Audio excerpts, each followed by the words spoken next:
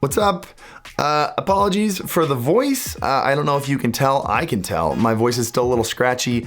It's Thursday now, my time. I got back from TwitchCon on Monday and my voice is still wrecked. TwitchCon was great. TwitchCon was so great that I destroyed my voice for it. We had 2 meet and greets that lasted a total of 5 hours.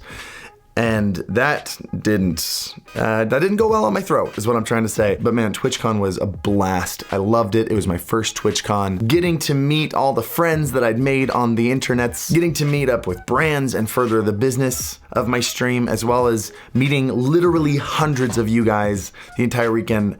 Absolutely mind-blowing. Thank you guys for everything. Everybody who came up to me, you're my hero. Thanks for making it a blast for me. But at TwitchCon, there were a lot of announcements, some of them on the side of Twitch, obviously with their big keynote, their opening ceremony, some of them on the side of brands waiting until TwitchCon to make some pretty big announcements.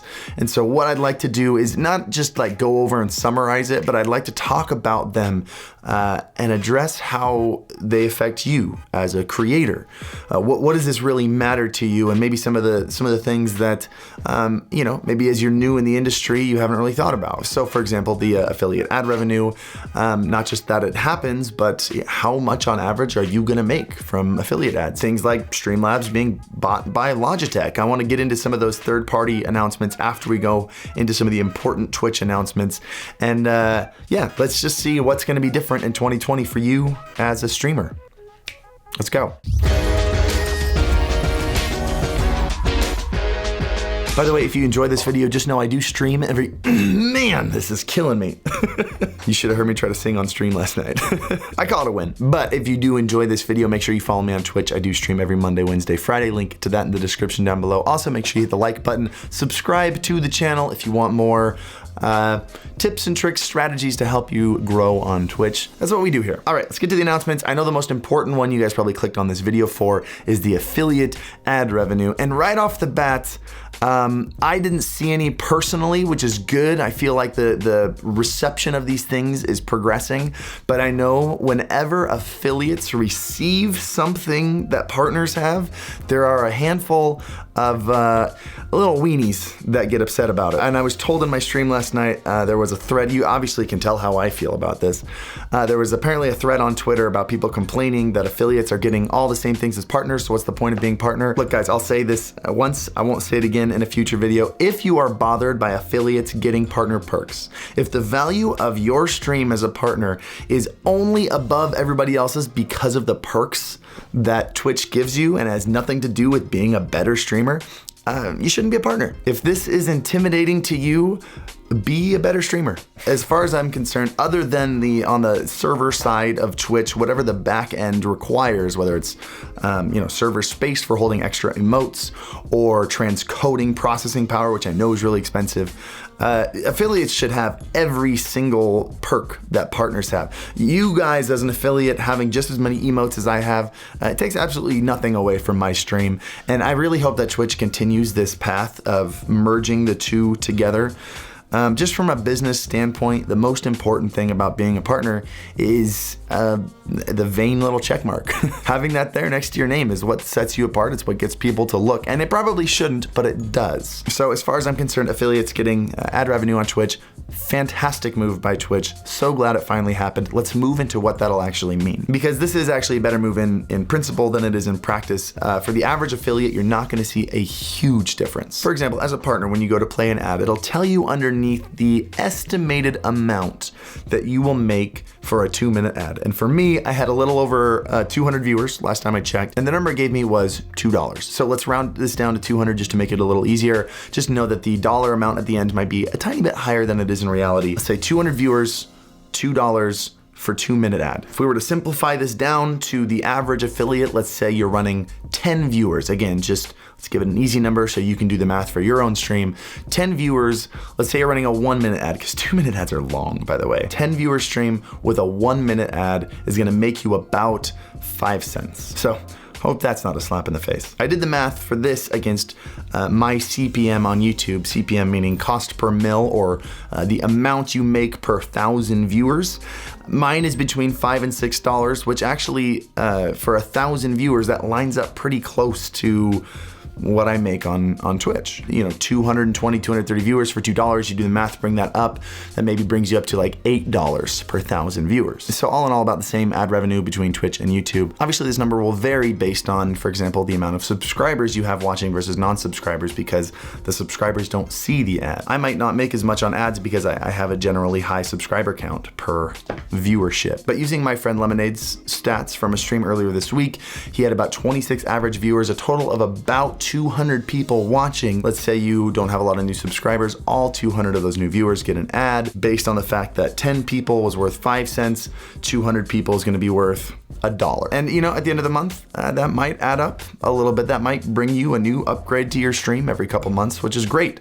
But just at the end of the day, I think the fact that you know, Twitch is trying to even the playing field between affiliates and partners, I think is a huge step forward. Plus, speaking of ads, moving to ad picture by picture, which I think is going to make ads a lot more viable for streamers in the future. That's huge. Just to summarize, Twitch has announced that when an ad is played during a stream, the stream is not just gonna disappear, the stream's gonna move up above the chat on your stream, which might sound like a minor detail, but I think it's fantastic. For example, for me, when I'm watching a stream and an ad plays, whether or not the person's in the bathroom doesn't matter, because I don't know if that person has come back yet. I don't know if I'm missing something. When you watch an ad on YouTube, you know the video has paused and you just have to wait to resume the video. On Twitch, you are missing content. The ad replaces the content, which makes the ad experience incredibly intrusive. And just to have that up in the corner is gonna allow streamers to turn that into content. For example, if I throw on an ad when I go to the bathroom and I'm not sitting there for the entire ad experience,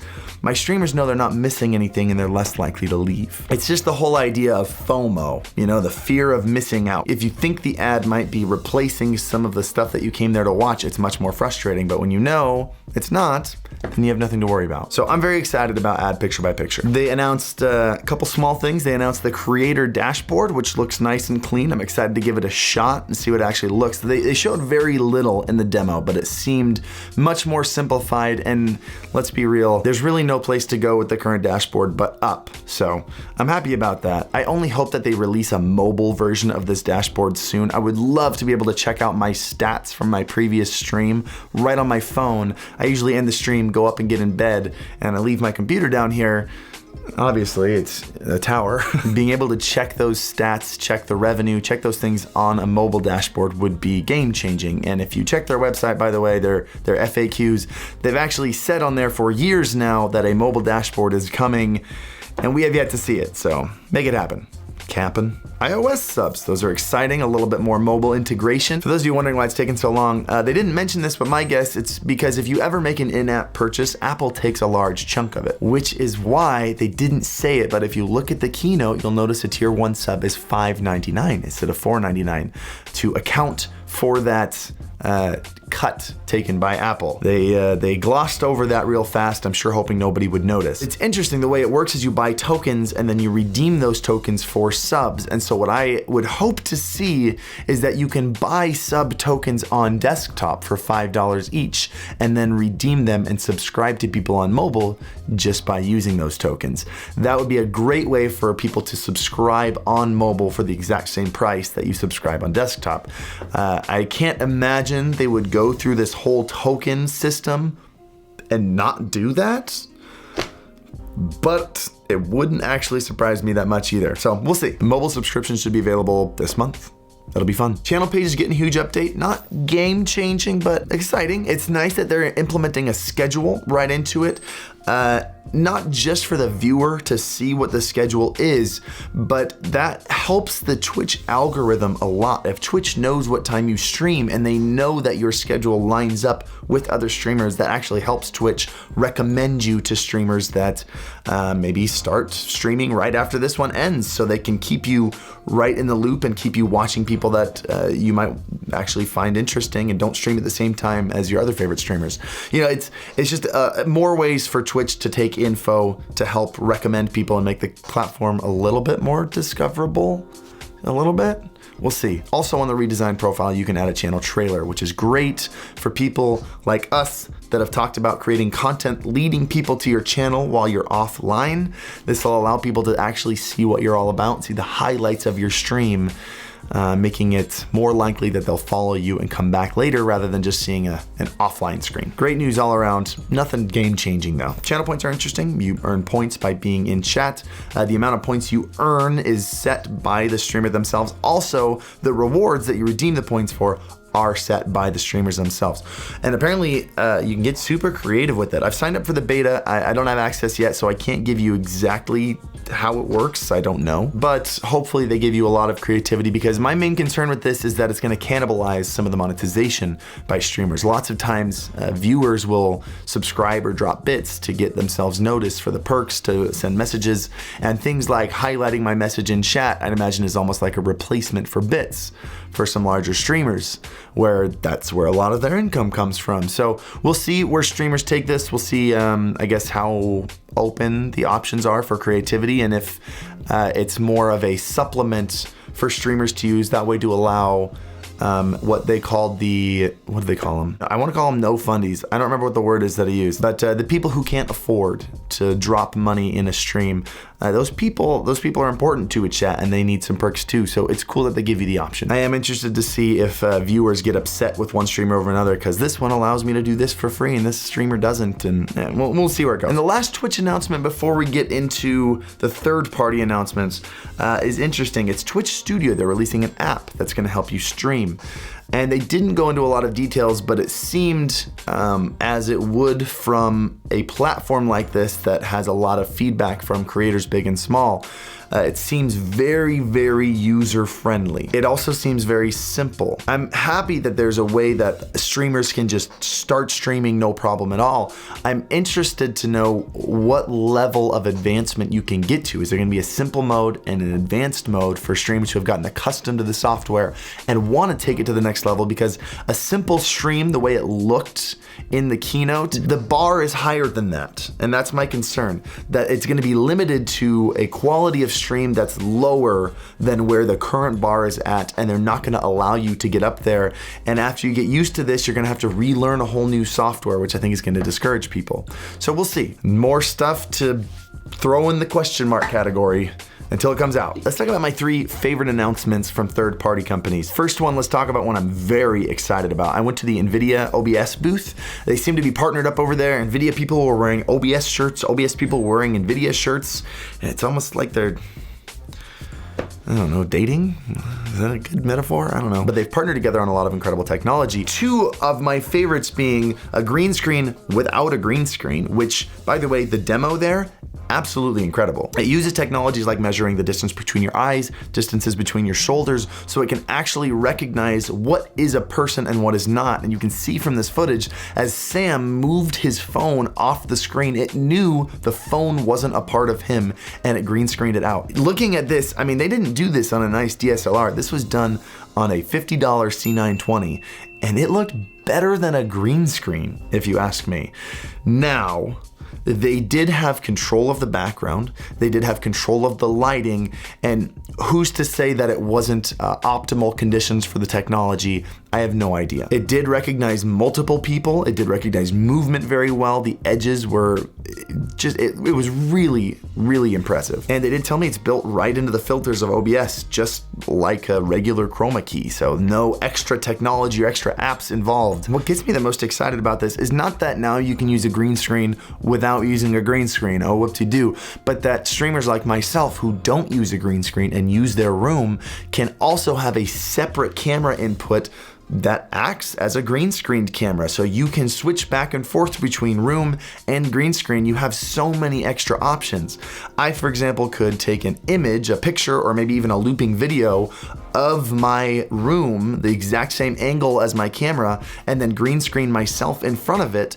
So it looks the exact same, but there's 2 layers, and I can have animations now going behind me because there's a separation there. Also, to add on top of that, they added facial tracking and motion tracking so that you can add filters on top of your face like sunglasses or beards, kind of like the Snapchat filter, or even completely replace yourself similar to Face Rig, which again, combined with the green screen thing, it'd be a lot of fun to replace yourself in your room. If you've been on my stream, you know I do something incredibly tasteful called the hentai voice, and it'd be fun to replace myself with an anime character while I do that in my room, so it looks real. It looks, you know, 2D reel, which we all know is the best kind of reel. Moving on, Streamlabs was bought by Logitech, which is incredibly interesting. Last time I checked, Logitech was a $6.5 billion company, and it bought Streamlabs for, what was it, $89 million, which puts Streamlabs at about a little over 1% of the overall business there in terms of value.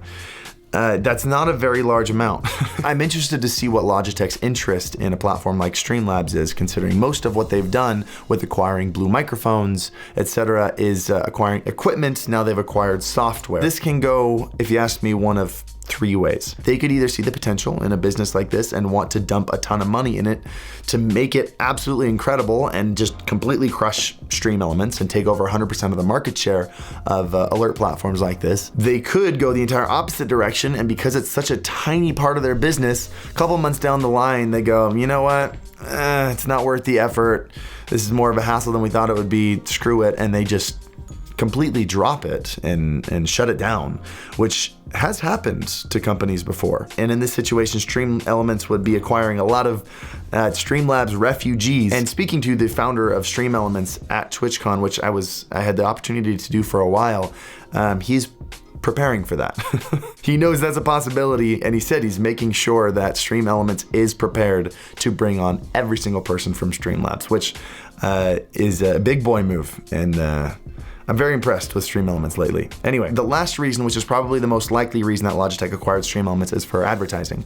You have millions of kids using Streamlabs OBS on their screen, and there's plenty of real estate on there for advertising. In fact, Streamlabs has been throwing tons of advertisements in their users' faces. It's obnoxious, if you ask me. And I imagine that those are gonna turn into Logitech advertisements very quickly. And lastly, ELGATO, who, by the way, sponsored my trip out to TwitchCon. I'm not required to make an ad about anything, but I do just wanna give them a huge thank you for sponsoring this entire trip to TwitchCon. It was absolutely incredible. Got to stream from their booth for 2 hours and got to do what was supposed to be a 2-hour meet and greet at their booth after the end of the stream, turned into a 4-hour meet and greet, which I did not expect, and I absolutely loved, so thank you guys for being there. But they, in the last week, have announced two things. One is a brand new capture card to add to their lineup, and the multi-mount, which is really cool. ELGATO is becoming like the Apple of streaming. Not just, I mean, they have devices, they have this device and this device, but they're building an ecosystem where it's not just that they have this device, you know, a capture card, they have a light, whatever, but they're building an ecosystem all centered around their hub,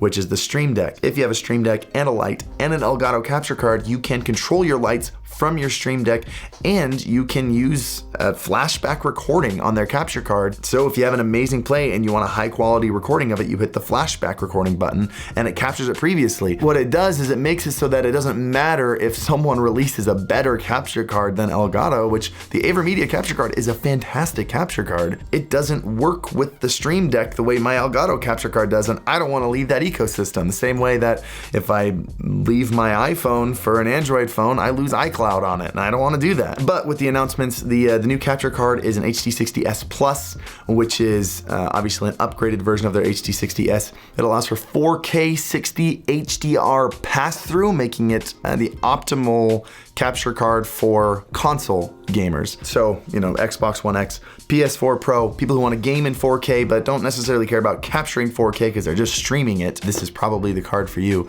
On top of that, it also works with a Mac, which so does their Cam Link. So now there is a capture card and a Cam Link. If you're running off a MacBook or you have a MacBook, you want to use it for streaming, you can use both of those capture cards together to capture gameplay and your fancy camera. And you can now set up a pretty solid looking stream in OBS on your Mac. I think it's a win all around. It is a little bit high price point, if you ask me. It is competing against things like the Razer Ripsaw, which also have 4K 60 pass-through while only capturing in 1080p 60. Same thing, the advantage being that the ELGATO HD60S Plus has HDR, whereas the Razer doesn't. But is that worth 50 bucks?